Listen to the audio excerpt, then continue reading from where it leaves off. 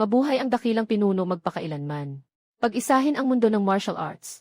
Mabuhay ang dakilang pinuno magpakailanman. Pag-isahin ang mundo ng martial arts. Hahaha, lubos ng makapangyarihan ang aking mga kakayahan. Sino pa sa mundo ang makakalaban sa akin? Nanganak na ang pinuno. Ano ba yan, ang labo mo? Sino ang nanganak, si Madam? Nanganak na si Madam. Oh, lalaki o babae? Isang batang lalaki. Isang munting banal na anak. Pinuno, hahaha, ang galing.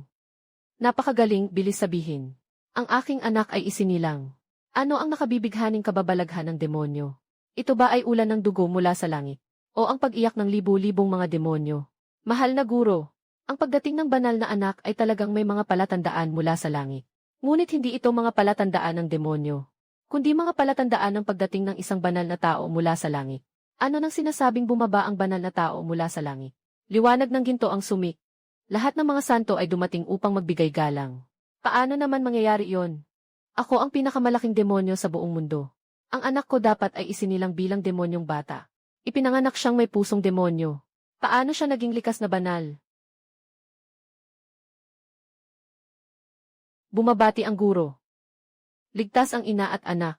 Hindi ko akalain na naging anak ako ng pinuno ng masamang sekta. Siyempre, isang kwentong kontrabida ito. Wag naman, mula pa noon. Walang magandang kapalaran ang mga kontrabida. Ayoko maging kontrabida. Anak, tandaan mo. Mula ngayon, tawagin mo ang sarili mong demonyo. Ikaw ang lahi ko na malaya. Ipinanganak kang isang demonyong butil. Anong kalokohang santo? Wag mo nang isipin pa. Gagamitin ko ang lahat ng paraan para gawing pinakamalas at pinakawalang takot sa mundo. Ang pinakamatinding kontrabida.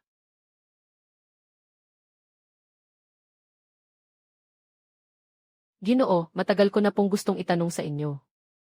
Pero ang ating batang pinuno ng sekta, bakit mahilig lang siyang magbasa, magsulat, tumugtog ng gukin at magpinta? Siya Oli, napakaraming landas sa mundong ito. Ang pakikipaglaban ay hindi laging tama. Talagang may saysay lagi ang mga sinasabi ninyo, Ginoo. Sa totoo lang, dahil meron akong isang sistema ng katuwiran. 18 taon na ang nakalipas mula nang mapunta ako rito. Sinabi sa akin ng sistema na tanging paggawa ng mabubuting bagay lang ang magbibigay ng gantimpala mula sa sistema. Pero sakto lang naman iyon para sa akin. Ang mga kontrabida ay siguradong mapapahamak. Tanging ang matuwid na landas lang ang tunay na daan. Hoy, bata, nagtatago ka na naman dito para magbasa ng libro, ano? Bakit ba hindi ka natutong magpakasama? Ikaw ang kagalang-galang na batang pangulo ng demonyo. Sa hinaharap ay mamumuno ka sa libu-libong mga demonyo. Paano mo kayang araw-araw yakapin ang mga sirang aklat na ito? Talagang hindi mo iniintindi ang pag-aaral. Ama, ayokong maging malaking demonyo. Gusto ko lang maging isang ordinaryong mabuting tao. Ikaw pa ang may lakas ng loob magsabi niyan. 5 taon na ang nakalipas, pinapunta kita sa Blackwind Village sa paanan ng bundok para mag-practice. Pinapapunta kita para pumatay at magsunog. Ngunit ikaw naman ay nagawa mo pang gumawa ng mga proyekto para sa kahirapan. Tinuruan mo silang magtanim at mag-alaga ng baboy. Ngayon, ang barangay Haifeng ay naging pinakamagandang barangay sa buong mundo. Bawat taon, pinapadala sa iyo ng punong barangay ang mga bandila bilang pasasalamat. Nawawala na ang dangal ko dahil sa iyo. Ang mga tao ay tahimik at masayang namumuhay. Hindi ba't masama pa ito? At saka, 3 taon na ang nakalipas. Dinala ko ang prinsesa ng dakilang kaharian ng Kian para maging palayok mo. Para tulungan kang makamit ang iyong kapangyarihan sa demonyo. Pero ikaw, araw-araw mo siyang pinipilit mag-aral at magsulat. Para matutunan ang mga estratehiya sa pamamahala. Ngayon, ayan na. Naging emperatris ng dakilang Kian siya. Alam mo ba, yung mga luma kong kaibigan halos tumawa na sa sobrang tawa. Walang patutunguhan ang pagiging kontrabida ng tatay ko. Tumigil ka na, puro bida ang nasa labas. Kamusta ka, anak na pasaway? Hindi ako naniniwala. Ako ang pinakamalakas na demonyo sa buong mundo, hindi pa rin matututo. Natutunan pa ng anak ko na masama. Hintayin mo ako.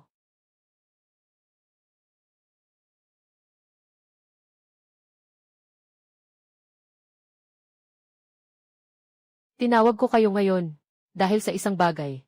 Alam niyo naman ang anak kong pasaway. Ang batang ito ay parang pagong na kumakain ng timbang. Talagang determinado na maging matuwid. Ano sa tingin niyo, makatuwiran ba ito? Hahaha. Ano ang pinagtatawanan ninyo? Hahaha, guro, mangyaring tingnan ito. Walang anuman, hindi ako tumatawa. Ang banal na anak ay tagapagmana ng ating kulto. Sa ganitong seryosong bagay, sino ang magtatangkang tumawa? Ako ang unang magpapalupot sa kanya. Patuloy lang po, guro. Hindi ninyo alam kung gaano siya kalala. Pinapunta ko siya para pumatay at magmasakar sa nayon. Pero tumakbo siya para tumulong sa mga mahihirap. Ngayon, mas nakakatakot. Bigla na lang siyang nagsimulang magsulat ng libro. Siyempre, hindi nakakatakot ang magsulat ng libro. Sa wakas, isang seryosong tao. Sino ba namang nagsusulat ng libro, ang tanong ay. Walang kahit anong sexual na tema sa mga librong sinusulat niya. Nagsusulat ng seryosong nobela. Ha ha ha ha ha. Pasensya na. Guro, talagang hindi ko na kayang pigilin. Ha ha ha ha ha. Nagsusulat pa ng seryosong aklat. Mas maganda pa ito kaysa sa mga zombie na sinanay ko. Na mas maganda.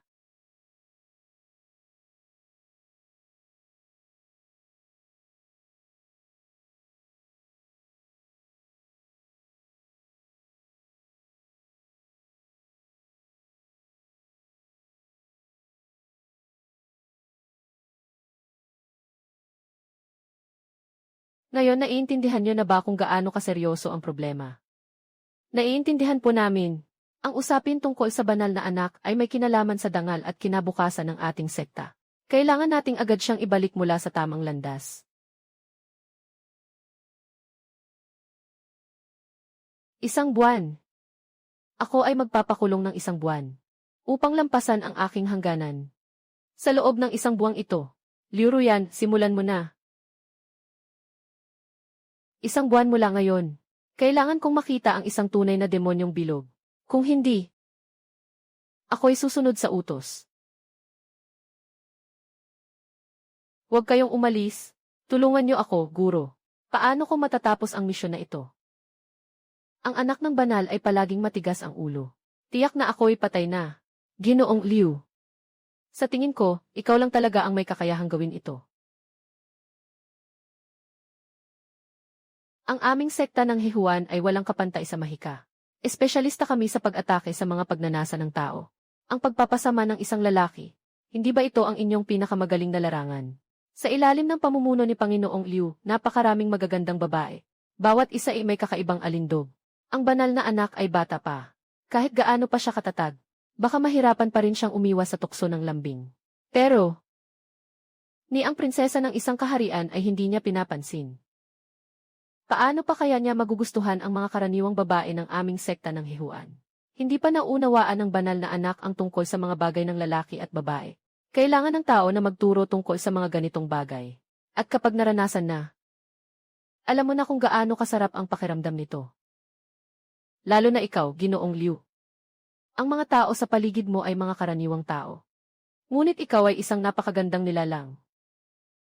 Kung ikaw mismo ang kikilos, sa tingin ko, sa buong mundo, wala pang lalaking kayang tumanggi rito.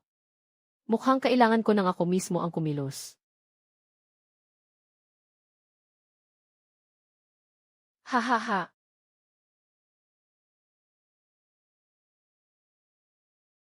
Ha ha ha ha ha.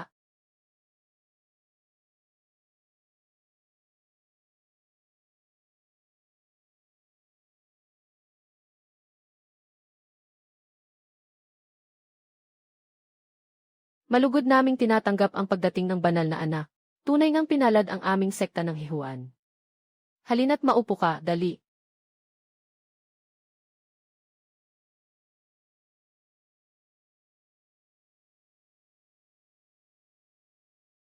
Walang anuman, Ginoo Liu. Hindi ko alam kung ano ang dahilan ng pag-anyaya mo sa akin.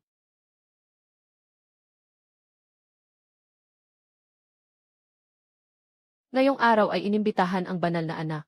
Siyempre ay para maranasan ang banal na anak. Kung ano ang kasamaan sa mundong ito.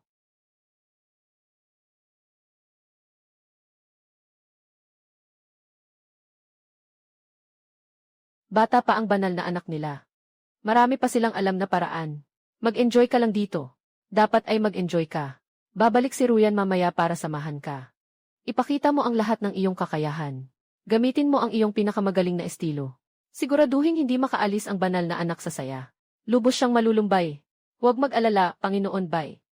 Marami na akong nakitang ganitong mga lalaki na nagpapanggap na seryoso. Hindi aabutin ng isang oras. Tiyak na ilalantad ko ang kanyang tunay na anyo.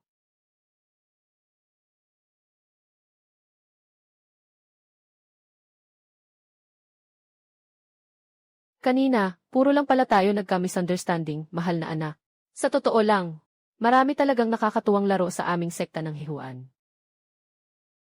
Interesado ka ba, mahal na anak? Hayaan mong turuan kita ng maayos. Talaga ba, ang saya naman. Mayroon din akong maraming posisyon. Gusto kong makahanap ng isang tao para mag-practice ng mga posisyon. Talaga namang hindi maaasahan ang banal na anak. Tulad ng sabi-sabi, tila hindi siya marunong sa mundo. Baka mas alam pa niya kaysa sa atin at mas mapaghimagsi. Ikalawang set ng pambansang ehersisyo para sa mga estudyante. Tinatawag tayo ng panahon. Magsisimula na ngayon. 1,234 banal na anak.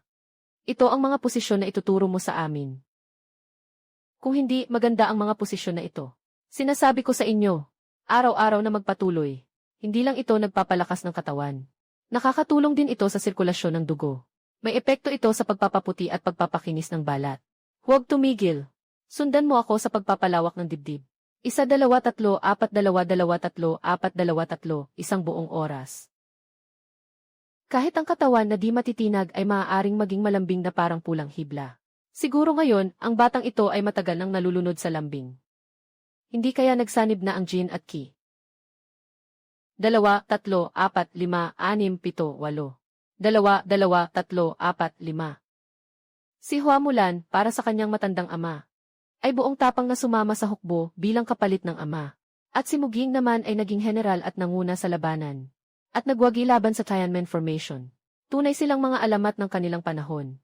At pagkatapos noon, ano ang nangyari kay Huamulan pag-uwi niya? At pagkatapos ng tagumpay ni Muging laban sa Tiananmen Formation, ayos ba siya? Anong nangyari? Nakalimutan mo ba ang utos na ibinigay ko sa'yo? Ito ang dahilan kung bakit hindi na siya makaalis. Ito ang resulta ng kanyang tunay na anyo. Panginoon, nakauwi na po kayo. Ang banal na anak ay napakagaling talaga. Napakatalino niya. Hindi lang niya itinuro sa amin ang ehersisyo na nagpapaputi. Pati na rin ang yoga na nagpapalambot ng katawan. Nagkwento rin siya sa amin ng mga kwento ni Huamulan at Muging. Sobrang kahanga-hanga nila. Kaya naman, ang mga kwento ni Huamulan at Muging ay nagtuturo sa atin na ano nga ba ang problema sa pagiging babae. Kaya rin ang mga babae ang magdala ng kalahati ng langit. Mga kapatid, kayo ay mga naglalakbay sa landas ng pag-unlad. Sina Huamulan at Muging ay mga ordinaryong tao lamang. Kahit sila ay hindi nagpapatalo sa mga lalaki. Bakit nga ba ninyo pinipili ang daang nagpapasaya sa iba at nagpapahamak sa inyong sarili? Nga. Bakit nga ba? Dapat talagang tahakin ang daang ito na pinapababa ng iba. Tama ang sinabi sa anak. Hindi tayo mas mababa sa sinuman. Kailangan din nating umasa sa sarili natin.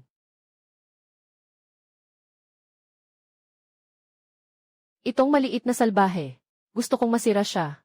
Pero siya naman, pinaaalalahanan akong magbago. Para saan ba ang inyong pag-aayuno at pag-aaral? Para maging mas malakas. Para makontrol ang inyong kapalaran. Pero tingnan nyo, umaasa lang kayo sa panliligaw. Sa pagtutulungan.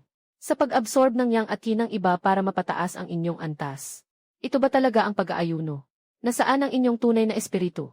Nasaan ang inyong dangal? Noon, mahirap ang pamilya namin. At naibenta ako dito. Sabi nila may mga bulaklak dito. At matututo akong maging walang kamatayan. Pero walang nagsabi na ito pala ang mga ituturo. Tama, tao rin kami. Bakit ganito ang aming landas ng pagsasanay? Kailangan talagang umasa sa pagpapasaya sa mga lalaki. Sa pamamagitan ng pagbebenta ng aming alindog. Guro, ayaw na naming ganito. Gusto rin naming subukan. Na umasa sa aming sariling makatarungang pagsasanay. Guro, nais naming umasa sa aming sarili upang makamit ang iyong suporta. Talaga bang mali ako? Guro, ang mga mata mong puno ng hindi pagkakasundo noon ay dahil dito. Nagsisisi ka na ba? Ngunit hindi na maibabalik. Nakatuklas ng tagumpay ang host sa pamamagitan ng mga salita at gawa. Nagpapasalamat sa mga pangunahing miyembro ng Hihuan sect. Binabati ang host sa pagkamit ng Hauran Sacred Body. Ang sinumang may ganitong banal na katawan ay makakapag-aral ng lahat ng tamang pamamaraan. Dama ang banal na katarungan ng langit at lupa. Ang kahusayan at epekto ay tumataas ng 10 beses. Banal na katawan, 10 beses ang pagtaas. Napakagandang bagay ito. Sakto, kulang ako ng isang tamang daang sining. Subukan ko ito. Kailangan kong makakuha ng isang kopya.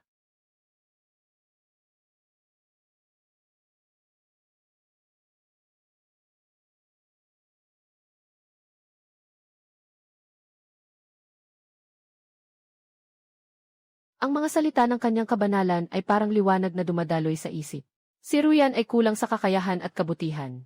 Hindi nakarapat-dapat maging pinuno ng Hihuanset. Taos puso pong hinihiling ni Ruyan na tanggapin ng kagalang-galang na prinsipe ang pagiging pinuno ng Hihuanset. Upang pangunahan kami ng mga kapatid na babae sa pagwawasto ng kaguluhan. At muling hanapin ang tamang landas. Pakiusap, tanggapin po ninyo ang pagiging pinuno, kagalang-galang na prinsipe. Nais naming manumpa na susunod kami sa kagalang-galang na prinsipe. At muling hanapin ang tamang daan. Grabe, ano ba to? Ako na ang magiging pinuno ng Hihuanset. Sabi mo, ito ang resulta na gusto ko. Panginoon, si Ruyan ay hindi nabigo sa inyong inaasahan. Hindi lang niya nadaya ang banal na anak, kundi natalo pa niya ang puso ng daan. Sa halip, ang inyong mga nasasakupan ay nagpasya ng sumunod ng buong puso sa banal na anak. Naway pagbigyan ninyo ito, Panginoon. Liu Ruyan, bilang pinuno ng aming sekta, ang Hihuanzong. Nakilala sa buong mundo bilang ang nakakatakot na Qianmian Luo siya. Sabihin mo sa akin, na ikaw ay naimpluwensyahan ng isang 18 taong gulang, na hindi pa nakapatay ng kahit manok, sa pamamagitan ng ilang walang katuturang salita ng kabutihan.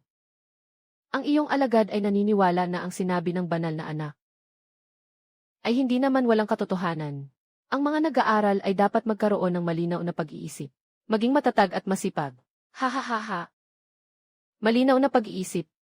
Maging matatag at masipag. Liu Ruyan, gisingin mo ako ng kaunti. Tingnan mo ang sarili mo. Ikaw ay may likas na mahina na espiritu. Ikaw ang pinakamababang basura sa mundo ng pagsasanay.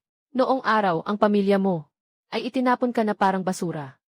Nakalimutan mo na ba? Nais bumalik ngunit mailihim na layunin. Kung hindi dahil ako ang muling naghubog ng iyong ugat at buto, at nagbigay sa iyo ng dakilang paraan ng kaligayahan, maaari ka bang umupo bilang pinuno ng isang sekta? Makatatakot ka sa mga tao sa labas. Igalang ka sa mundong ito ng mga nag-aaral ng mahika. Ang lakas lamang ang tunay na daan. Walang lakas, wala kang halaga. At ang mga babaeng disipulo mo, pinasuko mo sila sa maling landas ngayon, upang mag-aral ng tama at marangal. Baka mas mamatay pa sila ng mas mabilis at mas masakit. Hindi na sila ang kusang lalapit para mag-dual cultivation, kundi sila ang huliin para gawing pinanggagalingan ang pagsasanay. Sisipsipin hanggang wala nang natitirang buto. Mukhang hindi na epektibo ang paggamit ng kagandahan bilang pain para sa batang iyon. Panginoon, bigyan mo pa po ako ng isang pagkakataon. Sa pagkakataong ito, hindi ko na po palalampasin. Walang bisa ang mga ganyang paraan mo sa kanya. May bago na akong kandidato.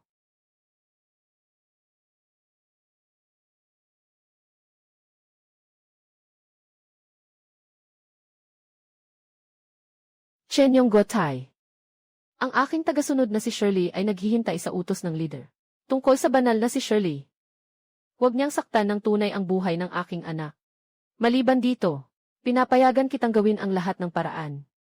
Sumusunod ang aking tagasunod. Tiyak na tuturuan ng leksyon si kanyang kabanalan ang prinsipe. Si Jia Baoyu ay ipinanganak na may isang piraso ng jade. Isang grupo ng mga babaeng demonyo na umaasa sa pang-aakit ng mga lalaki, upang sumipsip ng enerhiya ng lalaki para makapag-ensayo. Ngayon ay nag-aaral na ng pagiging isang marangal na dalaga, at nakikinig sa mga kwento ng mga magigiting na lalaki at magagandang babae. Talagang katawa-tawa sa buong mundo. Napakaganda ng interes ni kanyang kabanalan, prinsipe. Komportable ba ang pananatili sa sekta ng Huanhe? Ikaw pala ang pinuno ng Xusha. Maganda rin naman dito. Pero mas gusto ko pa ring manatili sa aking bakuran. Magbasa ng libro at magsulat. Tiyak na hindi kayo nag-alaga ng mabuti. Kaya naman namimiss ng banal na anak ang kanyang maliit na bakuran. Isang grupo ng mga walang silbi. Ano ang ginagawa mo, Panginoon ng dugo? Huwag mong saktan ang aking disipulo. O, disipulo mo si Pangulong Liu. Ano ang ibig mong sabihin? Kailan naging pag-aari ng banal na anak ang sekta ng pagsasama? Panginoon ng dugo, ipinasa ko na ang posisyon ng Pangulo ng sekta ng pagsasama sa banal na anak. Ngayon, ang banal na anak ang bagong Pangulo ng sekta ng pagsasama. Seryoso ka bang ibinigay mo ang posisyon ng pinuno sa kanya? Pinuno ng dugo, walang dahilan mong sinaktan ang mga disipulo ng aming samahan. Ano ang dapat gawin ngayon?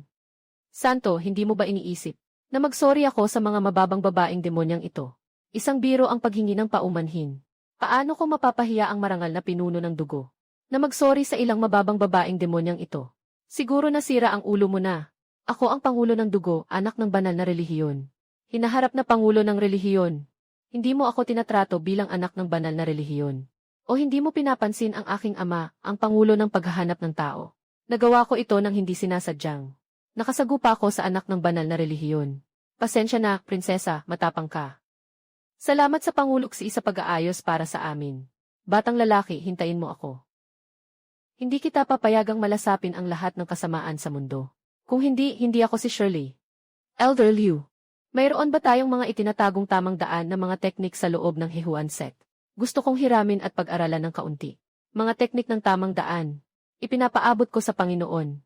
Kami ay hindi kailanman nagmamalasakit sa mga kasanayan ng tamang daan. Kaya't talagang wala kaming itinagong mga ito. Ngunit mayroon akong mga kasanayan ng tamang daan na nais mo, banal na anak.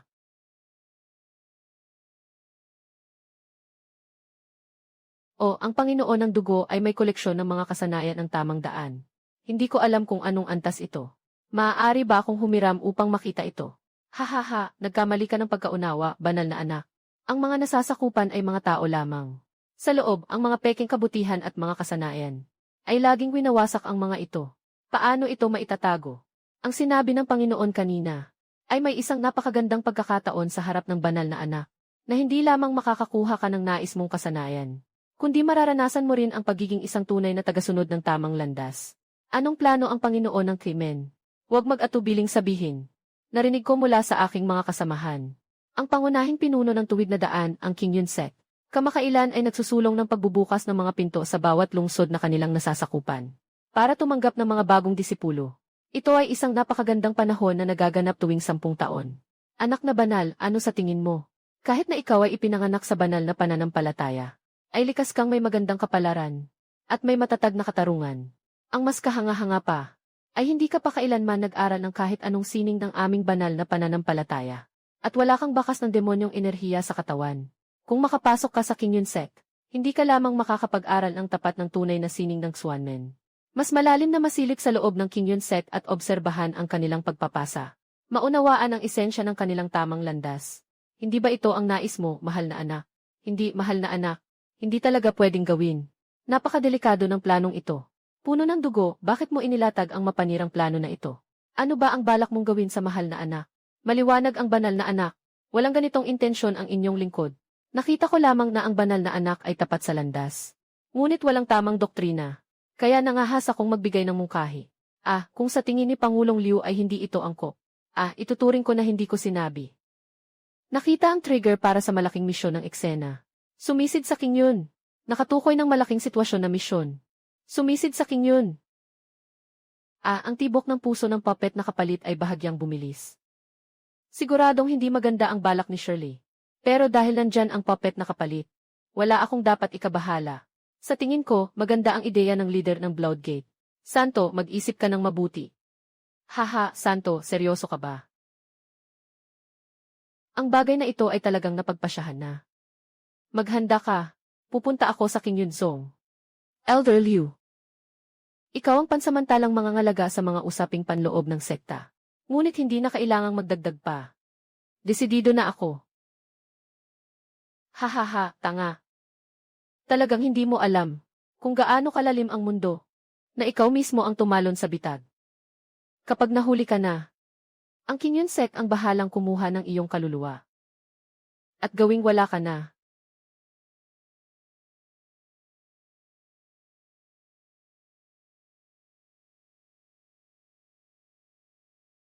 Maraming tao ang gustong sumali sa King Yun Sek. Napakaraming uri ng tao. Kailangan kong maging maingat. Sa huli, ang mga puppet na pumapatay ay panandalian lang. Tingnan mo, ang ganda niya. Palagi siyang bumababa mula sa langit. Hindi pa ako nakakita ng ganito kagandang babae sa buong buhay ko. Ngayon, nag-aalok ang King Yun Sek ng mga bagong disipulo. May ganitong kagandahan na dumating. Sino ng diwata ito? Grabe, parang usok ang damo. Bakit siya ay dumating dito? At ganito ang suot niya. Kuya Pingsheng, nahanap na kita. Sabi natin sabay tayong mag-aaral sa guro. Bakit ikaw na ang nauna? Pinadali mo ang paghahanap sa akin. Yes ngayon hindi na pwedeng maging low profile. Hindi patas ang kapalaran, kuya. Hindi makatarungan ang langit. Sino ba ang batang iyon? Mukha. Medyo mas gwapo lang siya kaysa sa akin. Bakit naman siya, isang gwapong lalaki lang? Tingnan mo naman yung mahina at walang laban na itsura niya. Anong kakayahan niya? Siguradong peke lang ang mga salita niya para mangloko ng engkanto. Liu Zongzhu, anong ginagawa mo dito? Kapatid kong lalaki. Hindi ako mapakali na mag-isa ka lang dito. Sa King Yunzong, maraming masama at mabuti. Puno ng panganib. Gusto kong protektahan ka ng malapitan. Protektahan mo ako, tingnan ko. Para bang gusto mong agad akong mapatay ng mga tingin ng mga lalaking ito? Sa napakaraming sugat.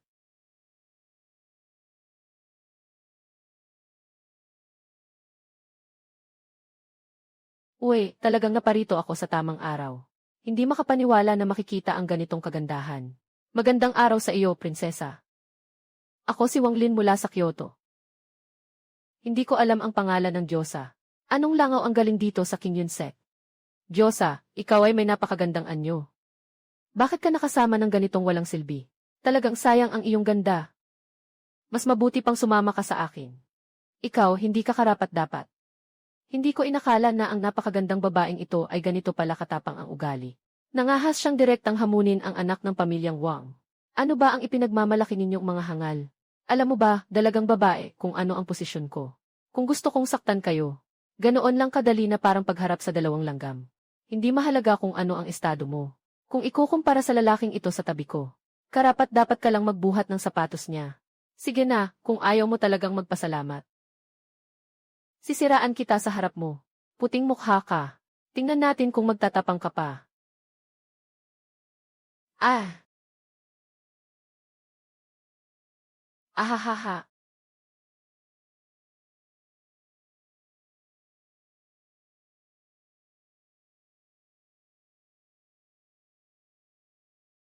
Pababae, nangahas kang lumaban. May konting oras, sabay-sabay tayong umatake. Hayaang ako ang humarap sa kanila. Katulong.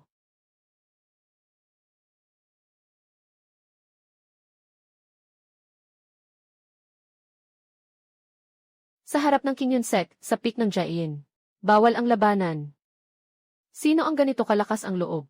Mahigpit na batas ng sekta, panahon ng pagkuha ng bagong miyembro. Sino mang maghahanap ng gulo at makakasakit sa iba sa loob ng puok ng bundok. Kahit na pumasok na sa pader o hindi, lahat ay nawawala ng karapatan sa pagpili sa pagkakataong ito. Sa mga seryosong kaso, bawasin ang kakayahan, at itaboy palabas ng bundok, tapos na ang mga nakaraang bagay. Magsisimula na ang pagsusuri ng espiritual na ugat.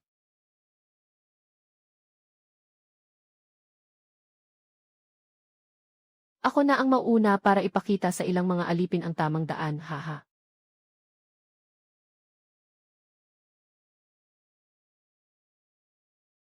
Wang Lin ay may doble na espiritu ng lupa at metal. Ang purity ng espiritu ng lupa ay 6% 70. Sa kalagayan ng espiritu ng nasa gitna hanggang mataas. Medyo matatag ang pundasyon. Ang ganitong kakayahan ay pwedeng pumasok sa pangunahing tuktok ng King Yunsek. Sa Chayanshu Peak, itinuturing na basura ang mga kandidato. Nakita mo na ba ang talento ng binata?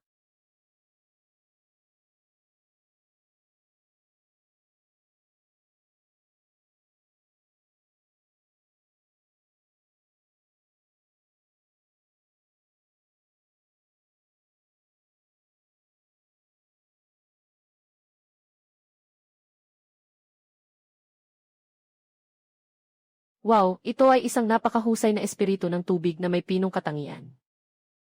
Grabe, ang aking langit. Sinasabing bihira ang ganitong klase ng perpektong espiritual na ugat na nangyayari 100 taon. Kaya pala, may ganitong pambihirang anyo. Parang usok sa isang espiritual na ugat ng tubig. Nagsisimula ang espiritual na ugat. Napakalapit. Pinakamataas na antas ng espiritual na katawan, tinatasa bilang perpektong espiritual na ugat. Perpektong espiritual na ugat. Isang pagkakataong bihira sa 1,000 taon.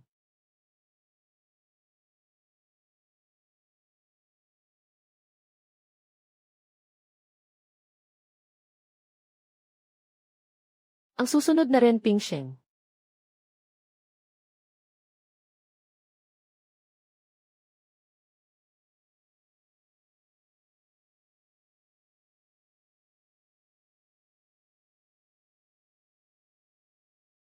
Hahaha, alam ko na. Talagang isang inutil ang taong ito.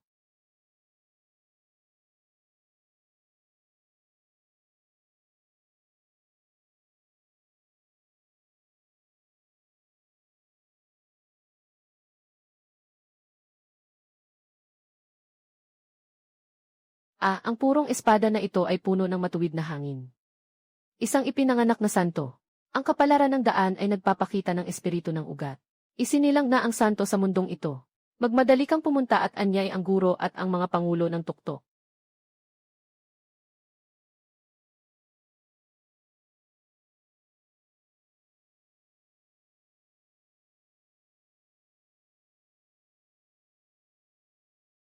At ang banal na anak, ang iyong espiritu ng engkanto ay sobrang lakas din. Paglitaw ng espiritu ng engkanto, langit ay nagbabantay sa blue cloud. Agad na buksan ang malaking aray ng usok. Ako ang magdadala ng sagradong binhi ng matuwid na tao. Huling sigaw ng banal na tao, ang tunog ng daan. Ang kapalaran ng King Yunsek ay tila patay na. Muling mukhang banal.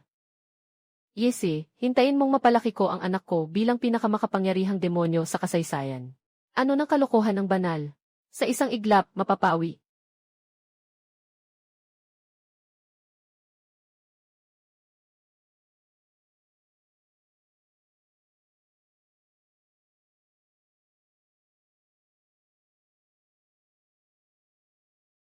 Batang ito, halika.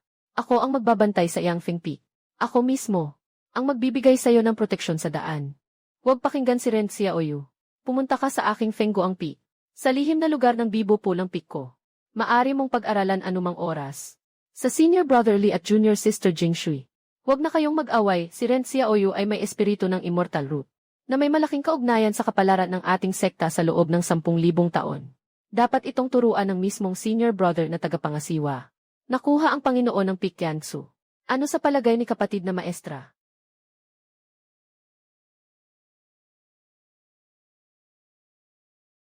Naging demonyo ang tao, mga pangulo ng Pik. Malugod na tinanggap ang mga nakababata. Mga pangulo ng Longjiao, mga pangulo ng Pik. Malubhang problema ito. May mabilis na ulat mula sa ibaba ng bundok. May mga kasabwat na demonyo na nakalusot sa mga bagong disipulo. Espekulador ng kultong demonyo.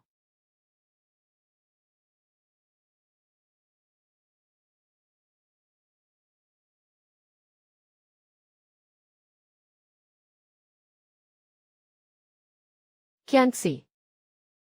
Sa pagitan natin. Tuta ng kultong demonyo. Napakalakas ng loob mo. Ikaw ba ang taong ito sa mundong ito? Mayroon ka pa bang balita?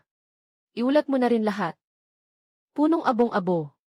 Ang balita ay mula sa lihim na linya sa loob ng kulto ng mga demonyo. Mukhang kumakalat. Tiyak na tiyak. Sabi ng lihim na linya, ang taksil ay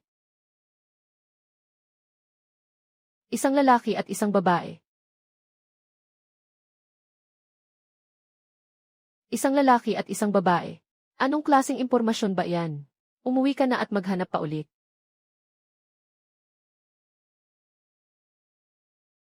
Hindi totoo na naglagay ang mago ng mga mata sa loob nila. Pero swerte naman. Ako rin ay nagtanim ng isang pako sa gitna ng kanilang samahan.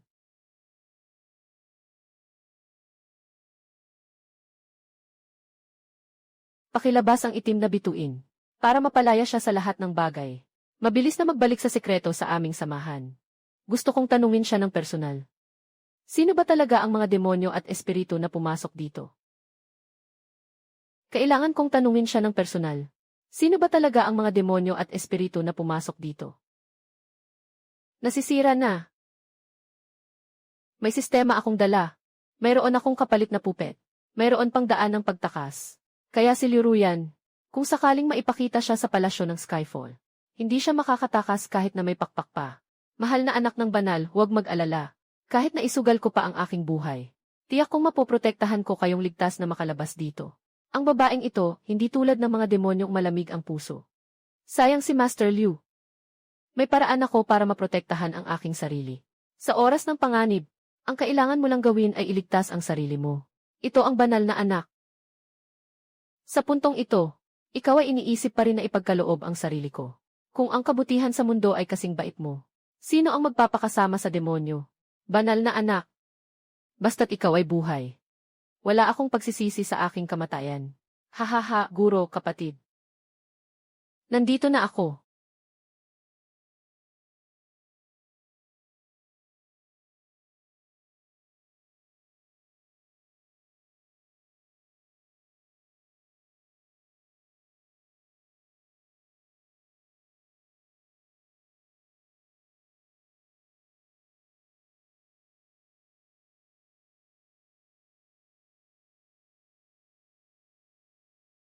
Talaga namang pagpasok ko, nakita ko ang isang matandang kakilala.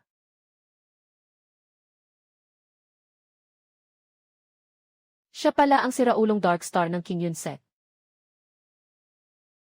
Akala ko'y matagal na niyang pinlano ito. Para tayo ay mahulog sa kanyang bitag. Pinuno ng dugo at galit na pintun. Isa sa mga higanting demonyo ng madilim na landas. Siya ay tao namin. Nagawa mo pang marating ang posisyong ito. Huwag kayong magpanik, mga Ginoo. Si Shirley ay dating pinakamagaling na disipulo ng lihim na tanggapan ng King Yunset. Noong araw, pinatay niya ang kapwa-disipulo at tumalikod sa samahan. Ngunit iyon ay isang sakripisyong plano lamang upang makuha ang tiwala ng kulto ng demonyo. Salamat sa lahat ng hirap mo nitong mga nakaraang taon. Mahalaga ang sinabi ng tagapamahala. Basta mapatigil lang natin ang ugat ng demonyong samahan. Ano ba ito? Ako lang ang tagapamahala. 3 taon na akong nagbabantay sa ilalim ng cover, 3 taon. Kung hindi mo pahuliin sila ngayon, baka susunod na hakbang ko ay mapahamak na ako. Kailangan ng makipaglaban para sa posisyon ng lider ng kulto. Ngayon ay tinawag kita pabalik. Ito ay upang talakayin ang tungkol sa pag-aani. Ngunit bago iyon, kailangan munang ayusin ang isang maliit na bagay. Mayroong daga na nakapasok sa aming sekta. Dahil ikaw ay mula sa puso ng kulto. Dapat alam mo kung sino ito, di ba? Siyempre alam ko.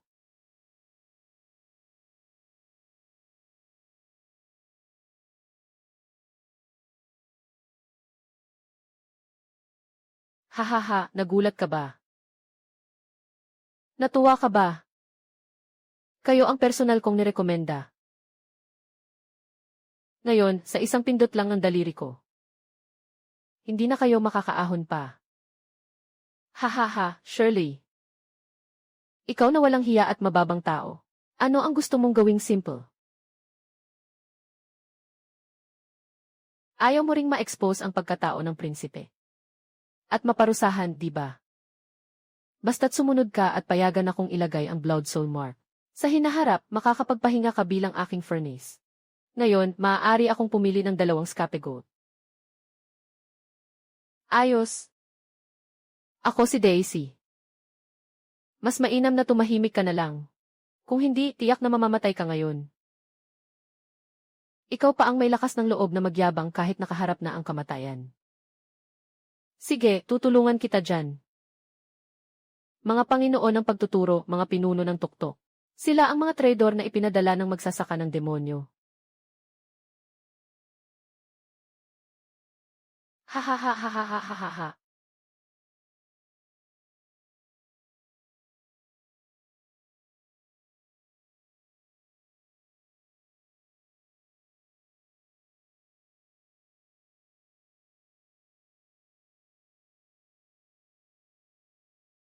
Matagal ko nang nararamdaman na may mali sa kanila. Hindi ko akalain na siya pala ay isang spiya mula sa demonyong grupo. Patayin sila. Tanggalin ang mga spiya mula sa demonyong grupo. Patayin sila. Tanggalin ang mga spiya mula sa demonyong grupo. Spiya. Ang sama naman kung makaligtas siya at makatakas. Siguradong papalitan namin ang ulo niya ng palikuran. Patunay na walang duda ang leader.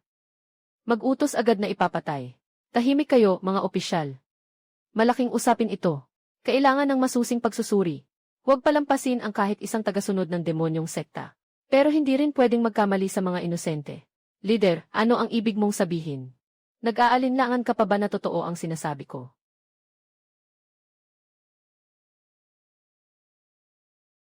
Hindi ako ang naghahanap ng kamatayan. Ikaw, Shirley, hindi naman sa hindi ako nagtitiwala sa'yo.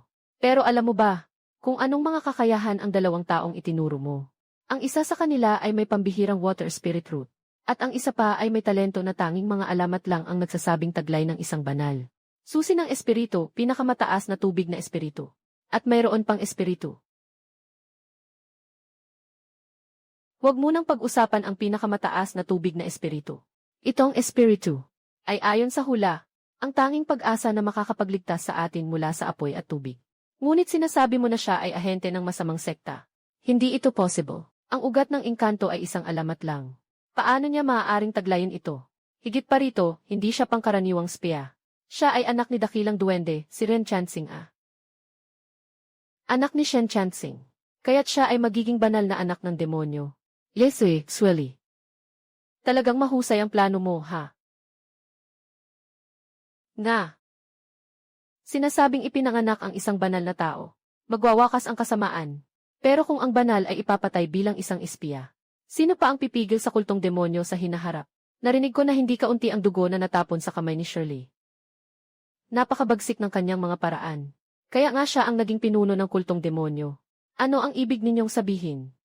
Nagdududa ba kayo sa akin? Hindi naman bago ang mga nagtataksil na undercover. Lalo na ang leader ng Bloodgate. Nasa 5 pangunahing leader ka na sa kulto. Hawak mo ang labis na kapangyarihan. Bola-bola lang yan. Kung talagang gusto kong magtaksil, kailangan pa bang bumalik dito sa basurang lugar na ito? Sa wakas, sinabi mo na ang totoo, di ba? Ikaw? Sige na. Anong masasabi ni Ren Pingsheng? Anong masasabi ni Zhen Pingsheng? Salamat sa mga pagkakataon na binigay ni Master na ipaliwanag ang sarili. Tinitimbang ko ang aking puso at isipan. Mula pagkabata ay maingat sa tungkulin. At hindi kailanman gumawa ng masama o mali. Hindi ko talaga alam kung saan ako nagkasala sa iyo, Ginoo. Kaya ako'y tinawag na isang traidor ng demonyong samahan. Hindi pa nga ako nakapatay ng kahit isang manok. Paano ito nangyari? Ang galing ng pag-arte ng sugo. Pero parang hindi naman siya nagsinungaling. Bagamat nagmula siya sa demonyong sekta, hindi pa nga niya napatay kahit isang manok. Siya ba ay isang spiya? Malalaman mo sa pamamagitan ng paghahalughog ng isipan. Bakit pa natin kailangang makipagtalo sa kanya? Panginoon ng dugo. Lihim ng paghahalughog ng isipan. Nakakasira ng kaluluwa at espiritu. Iyan ay gawa ng demonyo. Huwag mong kalimutan. Nandito ka sa Kingyun sect. Hindi ito ang sekta ng dugo't lagim na pinamumunuan mo. Ako'y nadala lang ng aking pagkabahala. Masidhi lang ang aking hangaring puksain ang kasamaan. Ang aking katapatan sa pinuno ay saksing langit at lupa. Kaibigang Chen, ituloy mo ang iyong sinasabi. Narinig ng disipulo na may isang pinakamahalagang kayamanan ang samahan, na tinatawag na salamin ng kunlun. Ngunit ang nakatatanda na palaging nagsasabing kinikilala lamang ang disipulo. Hindi ko alam kung handa kang makipagsapalaran kasama ko sa pagsubok ng salamin ng kunlun.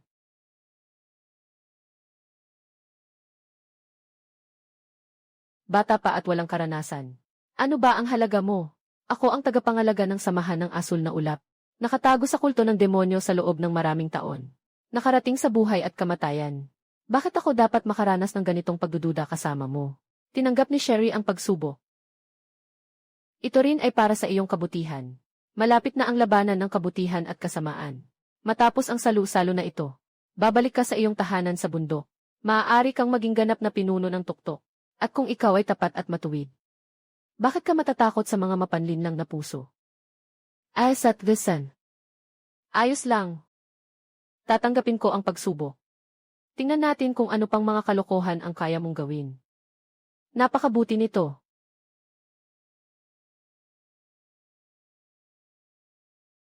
Lumilitaw ang salamin ng kunlun.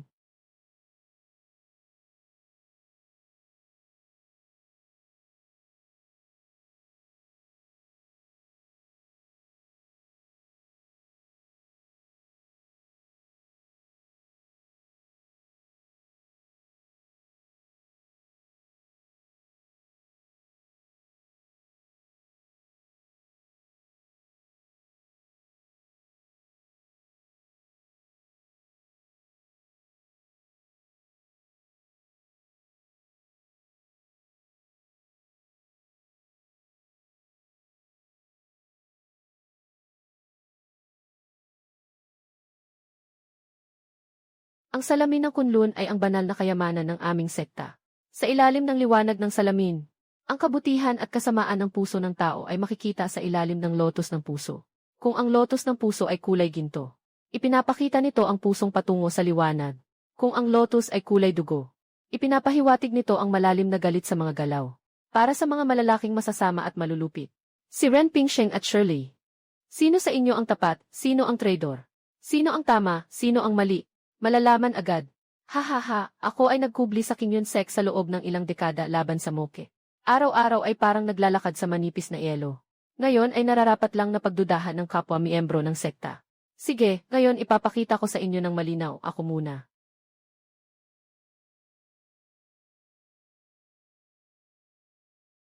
Asin.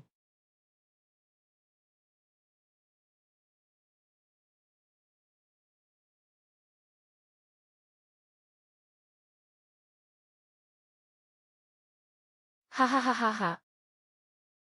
Nakita niyo ba? Ako 61 Chengzi, may gintong lotus sa aking ulo. Gintong lotus iyon sa inyo. Kayo mga mataas na punong tagapamahala at matatandang leader. Baka hindi niyo pa nga makuha ang kalahating gintong lotus. Meron ba? Hahaha. Tumingin ka, nagbago ang kulay ng gintong bulaklak.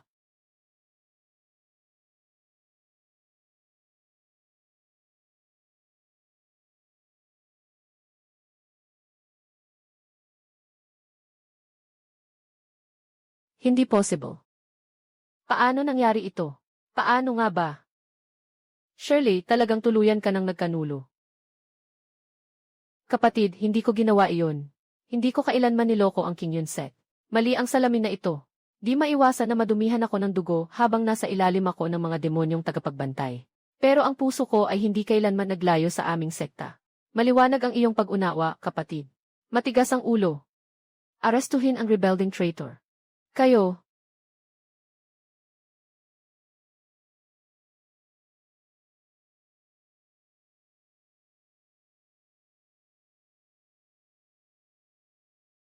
Ngayon, alam mo na ang iyong kasalanan. Swan Chengzi. Inagaw mo ang tulay habang dumadaan sa ilog. Sobrang peke. Nagbuhos ng dugo at pawis para sa King Yunsek. Sa huli, ganito pa ang naging kalabasan. Haha, karma. Karma, Yuncheng ang demonyo. Huwag ka ring magmayabang. Naghihintay ako sa iyo sa daan ng mga kaluluwa. Hilahin siya at ihulog sa pinakailalim ng templo ng dambana. Itakda ang araw para sa paglilitis, hahaha. Pasensya na, binata, pinagtatawanan ka namin. Napatunayang rebelding ito. Ang kanyang pag-alyansa ay malinaw ng patunay. Ang mga paratang niya sa iyo ay kusang bumaba. Halos naalis na ang iyong pagdududa. Ngunit para mapaniwala ang lahat, at para ganap na maipakita ang iyong kalinisan, pakiusap, lumapit ka rin at magpakuha ng litrato. Isang formalidad lamang ito. Tiate. Matandang tuso, Jinhe. Mahal na guro, mangyaring tingnan ng mabuti. Walang bahid ang aking konsensya. Naway masubukan sa kunlun na salamin.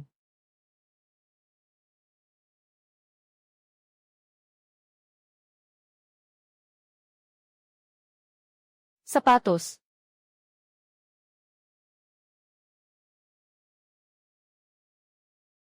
Isang gintong lotus. Tunay ngang ang maliit na kaibigan ay isang taong may purong puso at kabutihan. Dalawang gintong lotus. Ayon sa mga sinaunang aklat, sa puso ay may isang gintong lotus. Isa ng bihirang tao sa mundo na may ganitong kabutihan. Kung may doble na taon na magkasama, ang kanilang katapatan at kabutihan ay maihahambing sa mga sinaunang santo at pantas. Tayo. Siyam na puti ng ginto. Siyam na puti ng ginto. Tunay na ang mga santo ay nagpakita na walang katulad sa nakaraan. Walang susunod sa hinaharap. Hahaha. Banal na Diyos ng aking asal. Banal na Diyos ng aking katotohanan at buhay. Nais kong personal na tanggapin ka bilang aking tunay na disipulo. Hindi mo ba ito tatanggapin? Disipulo na si Pisheng, bumabati sa master. Sige, hahaha. Si Guni ang Liu ay taglay ang pinakamataas na espiritual na ugat. Isa rin siyang pambihirang henyo. Hindi ko alam kung aling tuktok ng aming sekta ang nais ni Enhe. Liu na pasukan para mag-aral. Sagot sa Master Zhang, saang tuktok pumapasok ang kuya niya habang buhay. Kung si Ruyan, papasok din siya sa tuktok na iyon. Hahaha, mabuti. Napakaganda nito. Malalim ang damdamin at matibay ang pagkakaibigan. Napakahusay ng talento. Magandang pare sila ni Xiao Shengyan. Bambo. Nandito na ang disipulo. Dalhin mo si Renshi at si Liu Gunyang sa templo ng sutra. Pumili ng 3 sekta ng kasanayan upang pag-aralan. Bilang paunang seremonya, ito ay para sa master. Para kay Renshi at Liu Gunyang. Sundan mo ako.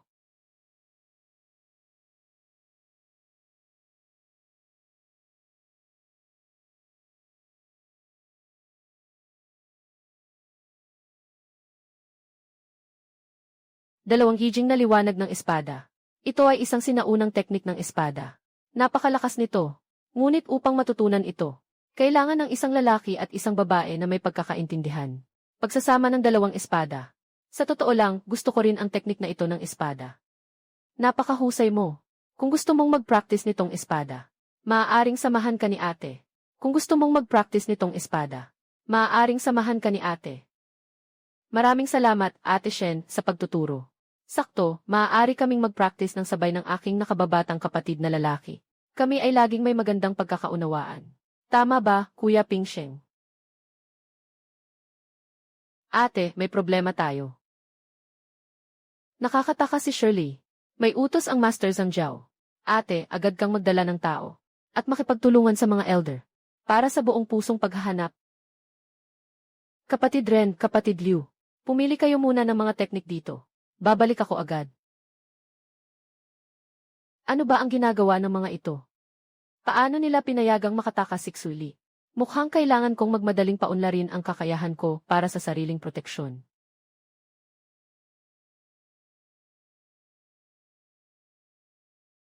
Ito ay...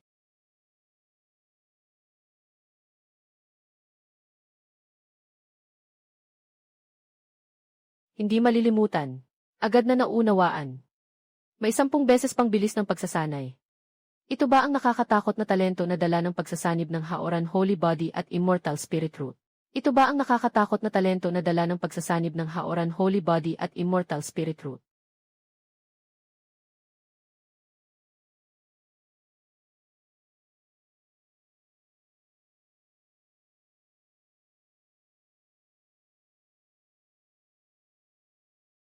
Muli silang dumating para sa pagdinig.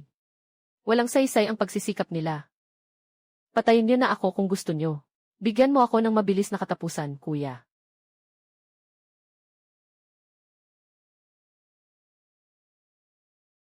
At, si Yuyu. Ikaw ba yan, talaga bang ikaw iyon?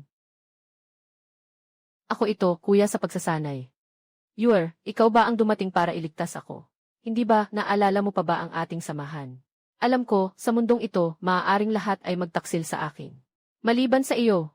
Dali, tulungan mo akong buksan ang sumpang mga tanikala. Tayo na.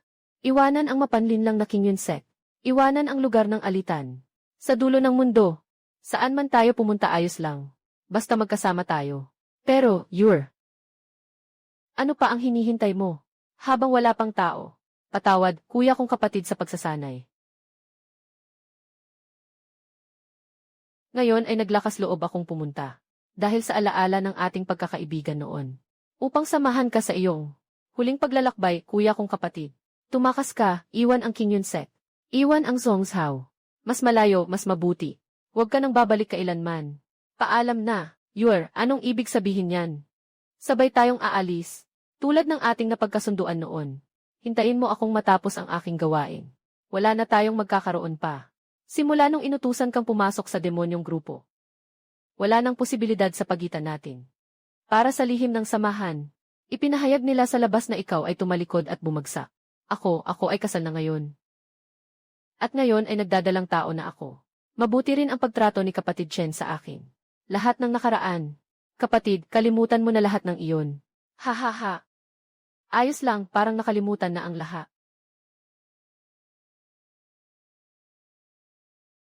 Ang mga disipulo sa patrol ay pansamantalang pinatahimik ko gamit ang pampakalma. Kapatid na lalaki. Kayong lahat, dapat kayong mamatay. Bakit, kapatid na babae, pati ikaw ay nagtaksil sa akin? Hahaha, dapat kayong mamatay. Dapat kayong lahat mamatay. Hahaha, aso na naging tao. Naging demonyo ang tao, ako si Shirley ay nanunumpa rito. Sa buhay na ito, sisirain ko ang King Yunset. Walang matitirang disipulo. Tiyak na ituturing kang demonyo. Aalisin ang kaluluwa at hihimayin ang espiritu. Durugin ang mga buto at gawing abo. Para maranasan ninyo ang tunay na kawalang pag-asa. Ano ang impyerno? Hahaha, hintayin nyo lang. Lahat kayo, hintayin nyo ako. Banal na anak, halos nalibot mo na ang lahat ng bookshelf sa ikatlong palapag. Alin ba talaga sa tatlong teknik ang gusto mong piliin? Kaunti na lang ang oras natin. Baka bumalik na agad si Shen Qingsu. Pumili. Liu Zongxiu. Kailan mo ako naging pinili? Hindi pumipili. Sige, tayo na. Ang batang ito lang ang pumipili. Ako, gusto ko lahat. Lahat-lahat gusto ko. Santo, huwag kang magbiro. Libo-libo ang mga kasulatan ng mga kasanayan dito. Kahit ipagawa pa sa'yo, hindi mo pa rin maililipat. Sa ikatlong palapag pababa ng bahay ng mga kasulatan, may 8,743 na kasanayan at kasulatan. Kabilang dito ang 1,921 na kasanayan sa pag-ensayo. Mahigit 3,500 na uri ng mahika at supernatural na kakayahan. Mahigit 3,200 na piraso ng mga sulat tungkol sa enerhiya at iba pang paksa. Ngayon, lahat ay narito na. Ngayon, ipapakita ko ang isang demonstration. Lahat ng mga mahika at supernatural na kapangyarihan sa loob ng biblioteka ng mga sagradong kasulatan. Wala nang oras para ipaliwanag ng detalyado. Guro Liu, kailangan nating agad na umalis sa King Yunset. Dahil tumakas si Xuanli. Ito ang isa. May espesyal akong pagkakakilanlan. Kung susuriin ng mabuti, madaling matukoy ang katotohanan. Hindi dito ligtas manatili. Maganda ang tinig ng banal na anak. Si Shirley, isang taksil na walang puso at kaluluwa. Pinayagan ko siyang magpabuo ng demonyo, pero siya pala ay isang undercover. At dinukot pa ang anak ko sa King Yunset. Anong kabaliwan ang tinatawag na tamang daan at mga kasanayan?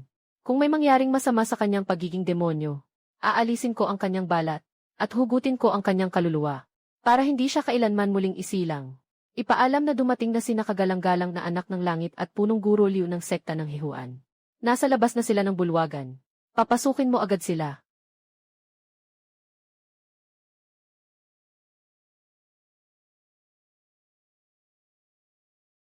Ikaw talagang suwail na anak. Alam mo pa bang bumalik? Tatay. Huwag mo akong tawaging tatay.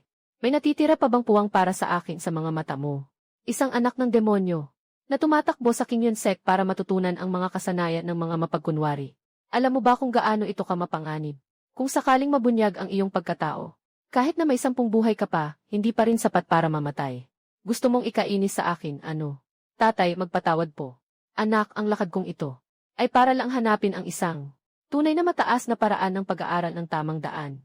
At may lakas pa ng loob magsabi na hindi pa rin pipiliin ang pinakamataas na antas ng mahika at kababalaghan sa banal na doktrina. Bakit kailangan mong pilitin akong mag-aral ng mga masamang kasanayan na puno ng pagkukunwari at hindi totoo? Ito ay isang pagwawalang bahala sa tunay na layunin. Sinasaktan mo ang aking kinabukasan. Ang aking ama, ang daan ay may 3,000 tamang landas. Ang pag-aaral ng tamang kasanayan ay makakapaghatid din sa tuktok. Makakamit ang walang hanggan. Bakit kailangan mo talagang pilitin akong mag-aral ng masamang kapangyarihan? Tingnan mo kung paano sila nag-aral ng ating mga aral. Isa-isa, ano na ang naging hitsura nila. Sa mga taon kong ito, ayaw kong mag-aral. Dahil natatakot ako. Na balang araw, magiging katulad nila ako. Sa ganitong kakaibang anyo, paano na ako makikita ng iba?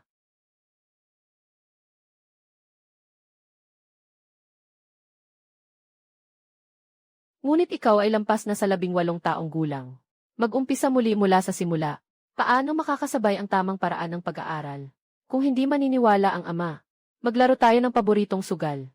Kung ano ang itataya, ibibigay ko sa anak ko ng 3 buwan. Magkakaroon ng 3 buwang pag-iisa. Siguradong magtatagumpay ang anak ko sa pagbuo ng pundasyon. Haha! 3 buwan ng pagbuo ng pundasyon. Sa mga tamang pamamaraan na kasing baga ng pagkro ng pagong, nagiging demonyo. Hindi mo ba naranasan ang mga ilusyon sa King Yunset? Seryoso ang anak. Kung hindi makakapagbuo ng pundasyon ang anak sa loob ng 3 buwan, Mula noon, susunod na lamang ako sa anumang pamamaraan na ipapayo ng ama. Walang reklamo. Pero kung magagawa ko ito, ama, pakiusap, pahintulutan mo ako. Na mula ngayon, huwag mo nang pakialaman kung anong paraan ng pagsasanay ang pipiliin ko. 3 buwan mula sa wala hanggang sa meron. Ang makabuo ng pundasyon ay parang isang imposibleng kwento. Tamang-tama, hayaan nating mawala ang kagustuhan ng batang ito. Sige, tatanggapin ko ang pustahan mo. Kung hindi ka makabuo ng pundasyon sa loob ng 3 buwan, bumalik ka na at mag-aral ng mahika. Walang ibang usapan. Salamat, ama.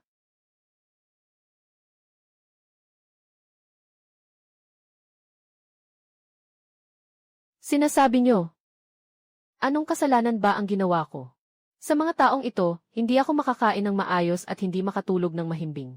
Pagdilat ko ng mata, parang nakikita ko ang batang ito na lihim na nagbabasa. Sa takot, bigla akong nagising mula sa bangungot. Kailan kaya matututo ang batang to makinig ng musika sa teatro? Kapag nangyari yon, baka makatulog na ako ng mahimbing at walang inaalala. Pero ang ugali ng banal na anak ay kakaiba kumpara sa iba. Baka hindi uubra ang karaniwang paraan. May naisip akong paraan, guro. Maaaring subukan natin. Sige, sabihin mo na. Ngayon, parang bato sa tiyan ang banal na anak, ayaw gumalaw. Buong-buo na ang desisyon niyang maging mabuting tao. Habang mas tinututulan natin ang paglakad niya sa tamang landas, mas lalo siyang magre-rebelde.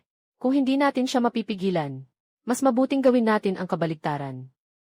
Gawin ang kabaligtaran. Hahaha, may mungkahi ako. Ihayag agad sa buong mundo ang pagkakakilanlan ng banal na anak. Hindi lamang dapat ipahayag, kundi dapat ding magpadala ng tao sa iba't ibang dako ng Kyushu upang ipakalat ito. Na may dagdag na kwento, na inilalarawan ang banal na anak bilang isang walang awang, malupit at marahas na demonyo.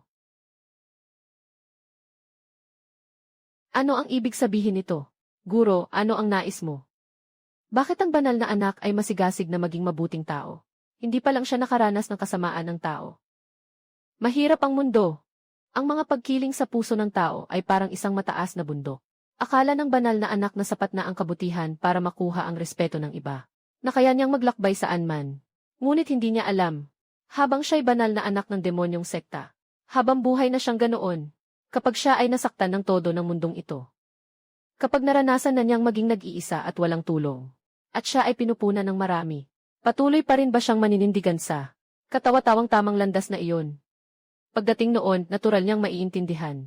Na tanging kapangyarihan lamang. Tanging madilim na landas lamang. Upang makapagtatag ng sarili sa mundong ito. Hahaha, miyaw-miyaw. Gawin natin iyon. Agad ipasa ang utos. Gamitin ang lahat ng paraan. Ipakalat sa buong mundo ang larawan at pangalan ng banal na anak. At hayaang ang mga mas bihasa kaysa sa mga kawani ay gumawa ng magandang kwento. Dapat gawin ito sa pinakamaikling panahon. Ipapaalingaw natin sa buong Siyam na lalawigan ang masamang pangalan ng anak ng pinuno ng kulto. Ang galing ng pinuno. Talagang matalino. Pinuno. Pinupunta niyo po ang banal na anak sa kabila ng buong mundo. Mga ginoo at ginang. Hindi muna natin pag-uusapan ang mga lumang kwento ng nakaraang dinastya ngayon. Pag-usapan muna natin ang mga balitang yumanig sa Siyam na lalawigan kamakailan. Ang bagong pinuno ng papel na bangka ng bata. Ang anak ng Diyos ng demonyo ay naging demonyo. Sinasabing ang pinunong ito ay lumampas sa kanyang guro. Ang kanyang ama, si Ren Chansing, ay pumatay ng marami. Siyang puno ng kasamaan. At siya ay naging demonyo. Hehe, sa edad na 3, siya ay pumirma. Hindi ba't sa edad na 3, siya ay nagbukas ng puso at atay ng tao para sa inumin? Ipasa lang ganyan.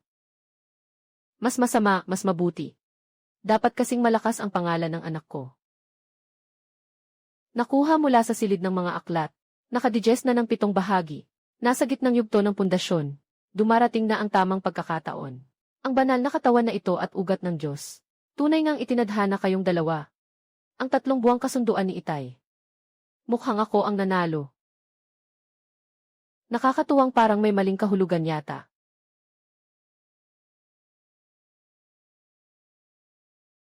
Ang banal na anak ng kulto ay naging demonyo.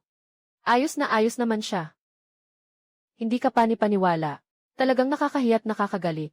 Ang Kingyun Sekko ay napaglalaruan ng isang demonyong kulto na parang laruan lang. At tinatawag pa siyang banal na binhi. Kung kumalat ito, ano na ang magiging mukha ng Kingyun Sekko? May problema ba ang Kunlun Mirror?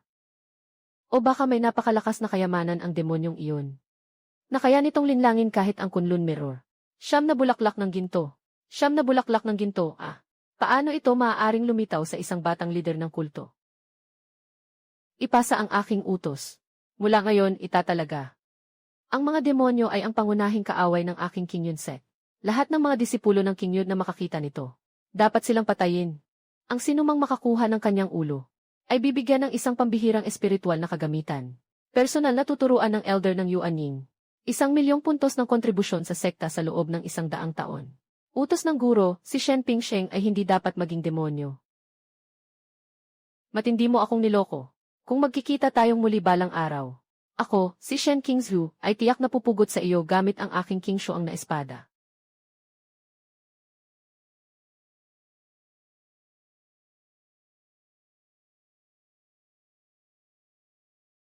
CJ, lumabas na ang anak mo. Huwag mawala ng pag-asa. Hindi madali ang magtayo ng pundasyon. Kahit 30 taon, baka hindi rin magtagumpay ang iba. Normal lang na mabigo ka sa 3 buwan. Sa susunod, sumunod ka na lang sa akin para matutunan ang mga teknik ng demonyong daan. Tatay, actually, Anong nangyari? Sa totoo lang, matagumpay na akong nakapagtaguyod ng pundasyon. Tingnan mo. Ang kasunduan sa Marso. Hindi ko kayo binigo. Matagumpay ko nang naabot ang pundasyon. Ano, ikaw. Tagumpay ka sa pundasyon. Nakakatakot, ang ginagamit ba ng batang ito ay tamang paraan? Bakit parang mas masama pa kaysa sa mga pamamaraan ng demonyo namin? Diyos ko, gusto mo bang maging demonyo ang anak ko? Maligaw sa landas ng kasamaan. Bakit ganito kahirap? Tatay, ayon sa kasunduan. Hindi mo na ako pwedeng pakialaman sa aking pagsasanay. Sige, ako'y nangako, susundin ko ang aking salita. Simula ngayon, kung ano ang gusto mong sanayin, gawin mo na. Tatay, wala na akong pakialam. Hahaha, pero hindi sapat na mag-isa kang mag-aral. Kailangan mo ring maranasan ang mga pagsubok. Katatanggap ko lang ng balita. May kakaibang pangyayari sa kailaliman ng Yunming na lawa. Isa itong libingan ng mga sinaunang santo at pantas. Isang bihirang pagkakataon ito. Subukan mong swertehin. Ama, hindi ka ba dati ang pinakatutol na pumunta ako sa ganitong lihim na lugar? Hala, iyon ay tatay mo. Hindi ako marunong noon. Dapat maraming lakbayin ang mga kabataan. Dapat mas marami silang makita sa mundo. CJ, magandang pagsasanay yan. Hahaha, salamat po, ama. Maghahanda muna ako. Aalis na ako ngayong araw. Liu, samahan mo ang banal na anak. Siguraduhin mong maprotektahan siya. Opo, punong guro. Punong guro, hindi niyo siya pinapahanap ng kayamanan. Parang tinutulak niyo siya sa panganib. Banal na anak, sa Yunming Days, magulo ang mga tao at nilalang. Nagtipon-tipon ang iba't ibang puwersa. Napakaganda ng iyong mukha. Madaling mapansin. Mas mabuti pang isuot mo ito. Kami sa lahi ni Master Liu, mga cultivator. Hindi kailangang magtago-tago. Santo, hindi mo pa alam. Masikat ka na ngayon kaysa sa isang wanted kriminal. Santo, pakiusap, sumagot ka na. Sige na, susundin kita. Kung kaya, itago na lang natin ito sa ngayon.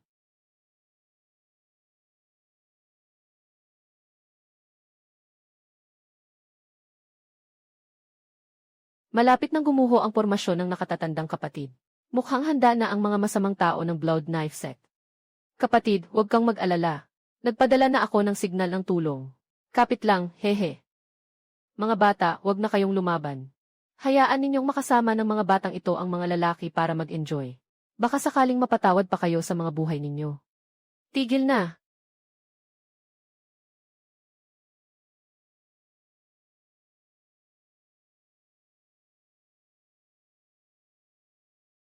Saan galing itong walang modo? Na nagtatangkang makialam sa mga gawain ng Bloodblade Sect. Naghahanap ng kamatayan.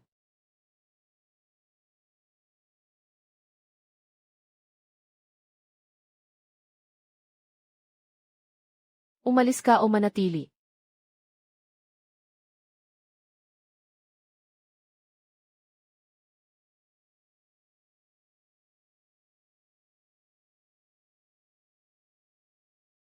Swerte ninyo. Tayo na.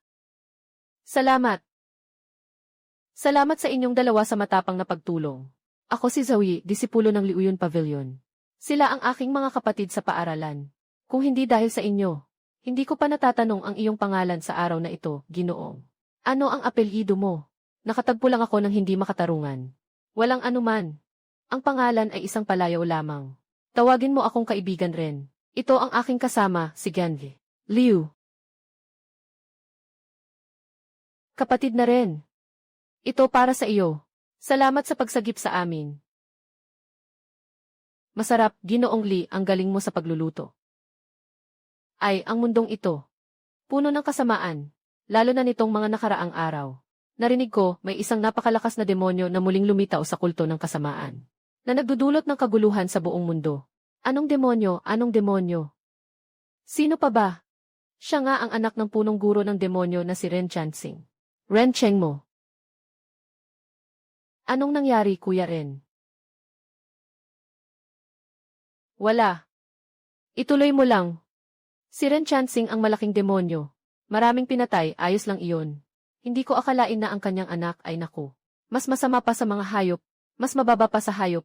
Mas mababa pa sa hayop. Mayroon bang hindi pagkakaintindihan dito? Ganoon ba talaga siya kabangis? Ang banal na anak ay ang guro. Ginawa ng lider ang lahat para pilitin kang bumalik. Nagpakalat siya ng kaunting negatibong balita tungkol sa iyo. Ngayon, alam na ng buong mundo na ang banal na anak ng kulto ay naging demonyo.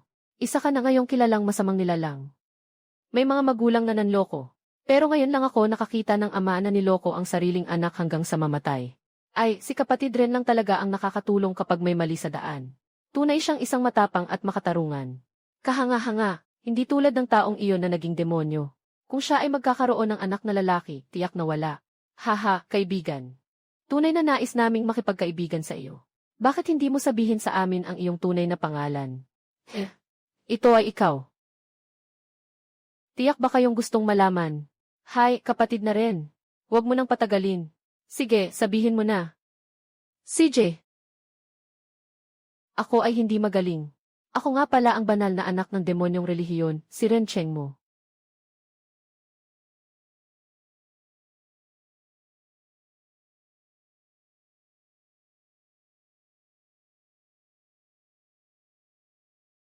Tama iyon. Ako nga ang sinasabi ninyong anak ng demonyo. Ren Chengmo.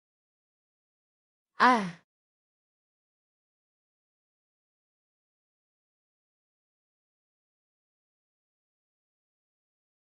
Ha ha ha ha.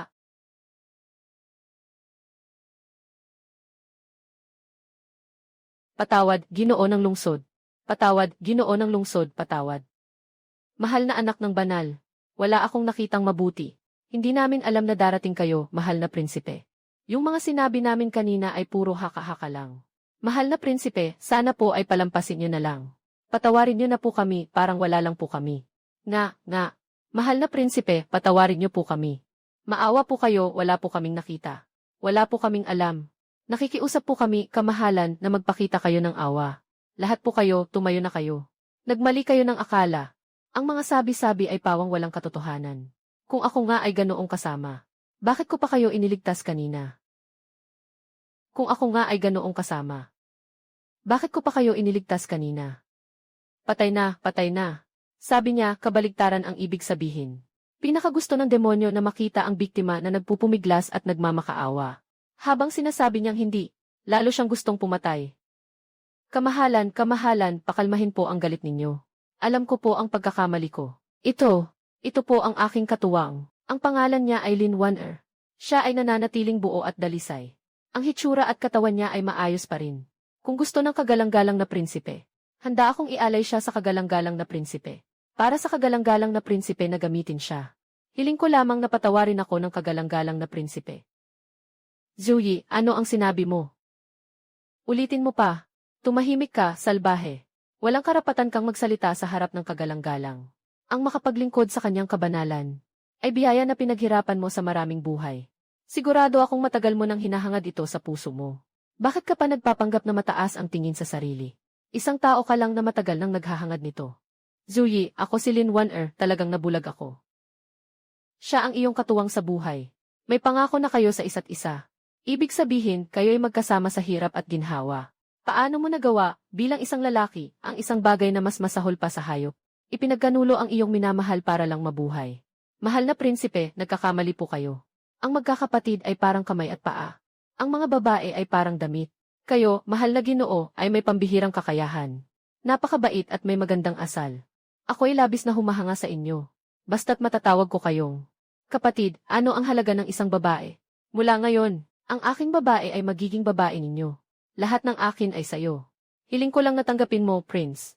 Bigyan mo ako ng pagkakataon. Kawalang onestong salot. Anong silbi mo pa?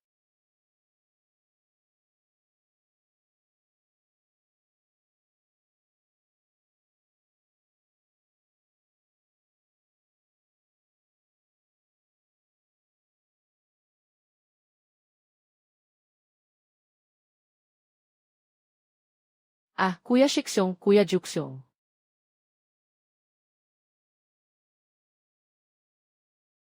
Sige na, patayin mo na ako. Ako si Lin Waner, kahit mamatay na. Hindi ako kailanman luluhod at hihingi ng awa sa inyo, mga demonyo ng landas ng mahika. Umalis ka na. Paalisin mo ako. Hindi mo ako papatayin. Hindi. Huwag mo akong lagyan ng kaluluwa. Huwag mong gawing alipin ang aking katawan at kaluluwa. Paano ito posible? Paalipinin pa rin ang katawan. Anong iniisip mo sa utak mo? Ako ay isang tunay na gentleman. Sige na. Umalis na tayo agad.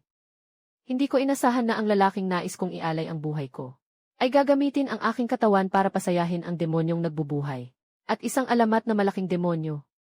Ngunit siya ay isang tunay na Ginoo na tumutulong sa mga naaapi. Ano na bang nangyayari sa mundong ito? Ginoong Ren.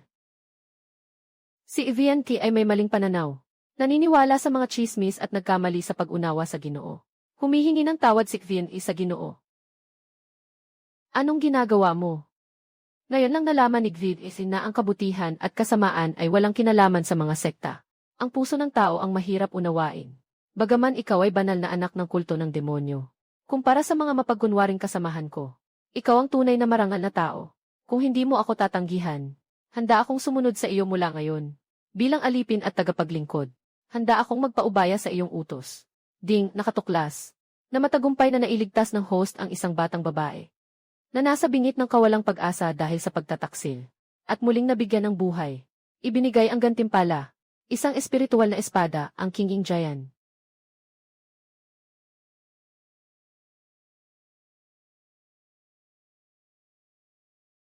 Ito ay talagang isang espiritual na espada. Ayos. Pero tanggapin mo ito. Tama ba ito? Paalala, si Lin Waner, ang target na tao, ay nasa bingit ng pagkawasak. Kung tatanggihan ng host ang kanyang pagsunod ngayon, may 79% na posibilidad na pipiliin niyang wakasan ang sarili. Kung ganoon, babawiin ng sistema ang gantimpala. Mukhang wala na akong magagawa kundi tanggapin ito. Santo, ang iyong alindog ay talagang walang makakatapat. Ilang sandali lang iyon, at napahanga mo na naman ang dalagang iyon ng lubusan. Ayaw na niyang humiwalay sa iyo, tingnan mo. Pagdating dito, kailangan talagang bantayan si Yuyan. Binibinilin, maaari ka nang bumangon. Hindi naman kailangan gawing ganito kabigat ang pagsunod. Sa tingin ko, Jinnen, magaling ang iyong pag-ihaw ng manok. Pwede kang manatili muna bilang kusinera naming kasama sa paglalakbay. Ano sa palagay mo, Ginoo? Susunod po ako, Ginoo. Sisiguraduhin kong maayos ang bawat pagkain mo, Ginoo.